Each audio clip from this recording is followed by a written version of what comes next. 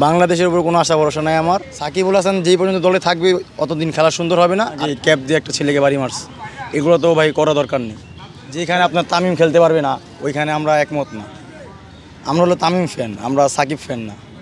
নতুন পিসিবি সভাপতি সেক্রেটারি দিলে তাহলে খেলা সুন্দর হবে। বাংলাদেশের উপর কোনো আশা ভরসা নাই আমার।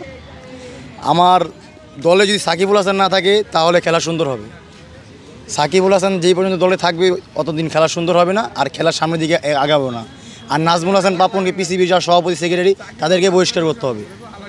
নতুন পিসিবির সভাপতি সেক্রেটারি দিলে তাহলে খেলা সুন্দর হবে। হ্যাঁ, খুব থাকার কথাই।